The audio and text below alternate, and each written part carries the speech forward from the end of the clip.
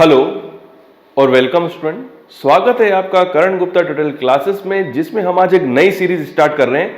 और आज हम इस सीरीज में बात करेंगे HPTLC के बारे में कि high performance thin layer chromatography क्या होती है, इसका इंपॉर्टेंस क्या है। मैं इस इंस्ट्रूमेंट के बारे में, और ये जो आपको जो इंस्ट्रूमेंट दिख रहा है यही HPTLC है। मैं अपने इस पूरी सीरीज के अंदर मैं आपको HPTLC पूरा सिस्टमेटिक वे में समझाऊंगा, सारे इस इंस्ट्रूमेंट के पार्ट्स के बारे में समझाऊंगा कि हर पार्ट्स का क्या क्या रोल होता है, वो कैसे काम करता है।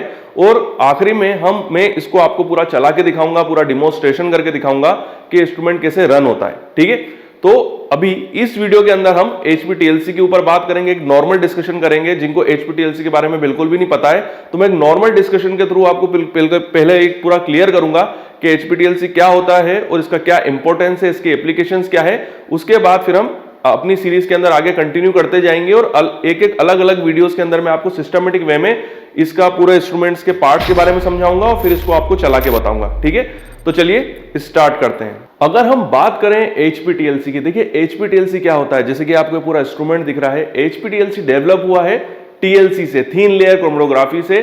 तो अगर हम बड़े एक सिस्टमेटिक वे में कहने की कोशिश करें तो HPTLC जो है वो TLC का डेवलप फॉर्म है। मैं आगे आपको क्लियर भी करूंगा कि क्यों डेवलप फॉर्म है, बट आपको अगर इसका प्रिंसिपल जो होगा बेसिकली वो TLC का ही प्रिंसिपल होता है। नॉर्मल क्रोमेटोग्राफी के प्रिंसिपल को ही HPTLC फॉलो करता है, मतलब उसी प्रिंसिपल को डेवलप करके HPTLC बनाया गया है। मतलब वही सेम मोबाइल फेज होगी, स्टेशनरी फेज होगी, और इसका यूज जो है वही जो इसका यूज है वो सेम है कि इसका यूज होता है for separation of the compound. हम किसी भी कंपाउंड को सेपरेट करने के लिए HPTLC का यूज करते हैं। क्रोमेटोग्राफी का भी बेसिक फंक्शन यही है, और फिर TLC then HPTLC then HPLC, तो इन सभी के प्रिंसिपल जो है वो सेम ही है। बट यहां पर जो HPTLC है वो TLC के ही प्रिंसिपल को फॉलो करती है। कैसे? क्योंकि यहां पर जो मोबाइल फेज होता है वो नॉन पोलर होता है, वहीं इसकी जो स्टेशनरी फेज होती है वो पोलर होती है। ठीक है, और वही स्टेशनरी फेज में इसमें सिलिका जेल का यूज होता है। बट इस मेथड का मतलब HPTLC इंस्ट्रूमेंट का सबसे ज्यादा फायदा ये है क्योंकि ये जो टेक्निक है वो एक्यूरेट है, TLC से बेहतर है क्योंकि काफी ज्यादा एक्यूरेट है। यहां पर हमारा जो सैंपल होता है ना बेसिकली उसका हम क्वांटिटेटिव क्वालिटेटिव दोनों तरीके से डिटर्मिनेशन कर सकते हैं। मैं थोड़ा सा आपको क्लियर करता हूं what is the quantitative and qualitative. Qualitative का मतलब ये होता है कि हम जब किसी भी कंपाउंड को इसके अंदर सेपरेट करते हैं ना, तो वहां पर हमको कंपाउंड की प्रेजेंस पता चल जाती है, तो इट इज कॉल्ड क्वालिटेटिव कि वो सैंपल है कौन सा। इट इज कॉल्ड, जैसे कोई एल्कोलॉइड है तो हमको एल्कोलॉइड पता चल गया कि हाँ एल्कोलॉइड है, उसकी प्रेजेंस पता चल गई, इट इज कॉल्ड क्वालिटेटिव। और क्वांटिटेटिव का मतलब ये होता है कि हमको यहां पर ये भी पता चल जाता है कि वो कितनी मात्रा के अंदर प्रेजेंट है।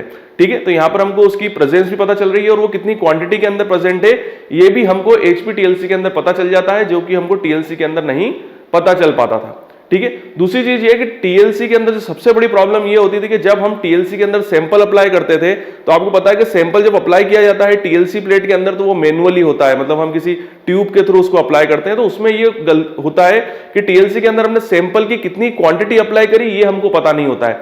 बट HPTLC के अंदर ऐसा नहीं है। HPTLC के अंदर जब हम सैंपल को अप्लाई करते हैं तो यहां पर हमको उसकी क्वांटिटी पता होती है। हम सॉफ्टवेयर के थ्रू उसमें डाल देते हैं कि हमको कितना क्वांटिटी में सैंपल अप्लाई करना है TLC प्लेट के ऊपर, मतलब जो हमारी सिलिका जेल प्लेट होती है, तो उतनी ही क्वांटिटी के अंदर वो सैंपल को अप्लाई करता है। वो माइक्रोलीटर में भी हो सकता है, ml में भी हो सकता है, वो आप अपने हिसाब से डिसाइड कर सकते हैं। तो इससे ये होता है कि हम यहाँ पर सैंपल को बहुत ईजी वे में क्वांटिटेटिवली डिटरमाइन कर सकते हैं। ठीक है, वो जब मैं आपको पूरा इंस्ट्रूमेंट डिमोन्स्ट्रेट करके दिखाऊंगा तब मैं आपको पूरा सिस्टमेटिक वे में बताऊंगा भी कि कैसे हम यहाँ पर इसको हम क्वांटिटेटिवली एस्टिमेट कर सकते हैं। ठीक है, उसके बाद मैंने आपको बता दिया कि ये जो इंस्ट्रूमेंट होता है वो सॉफ्टवेयर के थ्रू कंट्रोल होता है। विनकेट करके सॉफ्टवेयर आता है जिसके थ्रू ये जो इंस्ट्रूमेंट है पूरी तरीके से कंट्रोल्ड होता है। और यहां पर जो हम एनालिटिकल मेथड यूज करते हैं वो पूरी वैलिडेटेड होती है। ठीक है, तो यहां पर हम एनालिटिकल मेथड जो यूज करेंगे HPTLC के अंदर वो पूरी तरीके से वैलिडेटेड होती है। HPTLC का एक नाम जो होता है इसको हम प्लेनर क्रोमेटोग्राफी भी कहते हैं। प्लेनर क्रोमेटोग्राफी और फ्लैट बेड क्रोमेटोग्राफी, मतलब HPTLC टेक्निक के दो नाम है,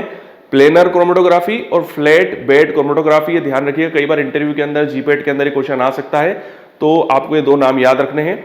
उसके अलावा यहां पर जो सेपरेशन होता है किसी भी कंपाउंड का वो एब्जॉर्प्शन के थ्रू होता है और पार्टीशन के थ्रू होता है। एब्जॉर्प्शन और पार्टीशन या दोनों, मतलब या तो एब्जॉर्प्शन के थ्रू सैंपल का सेपरेशन होगा या पार्टीशन के थ्रू होगा, या दोनों प्रिंसिपल इसके अंदर अप्लाई हो सकते हैं। ठीक है, यहां पर TLC से HPTLC इसलिए भी बेहतर है क्योंकि यहां पर जो हम सिलिका जेल की प्लेट यूज करते हैं, अगर हम TLC के अंदर जो प्लेट बनाते हैं वहां पर हम सिलिका जेल का खुद अप्लाई करते हैं प्लेट के अंदर और अपनी प्लेट जो होती है वो खुद डेवलप करते हैं।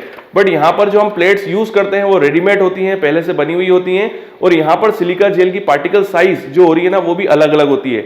जो कि जैसे टीएलसी के अंदर जो सिलिका जो हम यूज कर रहे हैं उसकी पार्टिकल साइज जो होती है वो होती है 10 से 12 माइक्रोमीटर, जबकि एचपीटीएलसी के अंदर जो प्री कोटेड, इसे हम कहते हैं pre coated silica gel plate, तो ये pre coated silica gel plate के अंदर जो सिलिका की पार्टिकल साइज है वो 5 से 6 माइक्रोमीटर होती है। आप जानते हैं कि जितनी ज्यादा पार्टिकल साइज कम होती है उतना ज्यादा सरफेस एरिया बढ़ता है, और अगर सरफेस एरिया बढ़ता है तो एब्जॉर्प्शन अच्छा होता है। तो इससे आप समझ सकते हैं कि एब्जॉर्प्शन बहुत अच्छा होता है हमारे सैंपल का, मोबाइल फेस का, जिससे कि हमको जो रिजल्ट मिलते हैं वो काफी एक्यूरेट मिलते हैं। और जैसे कि मैंने बताया कि एक सोफिस्टिकेटेड इंस्ट्रूमेंट है तो काफी एक्यूरेट हमको यहाँ पर रिजल्ट मिलते हैं। उसके अलावा अगर हम इसकी बात करें कि एचपीटीएलसी की एप्लीकेशंस की, तो उसकी काफी फील्ड्स हैं जहां पर एचपीटीएलसी का यूज होता है, जैसे pharmaceutical field, herbal industry, cosmetic industry, forensic industry, industrial इसका काफी ज्यादा यूज होता है।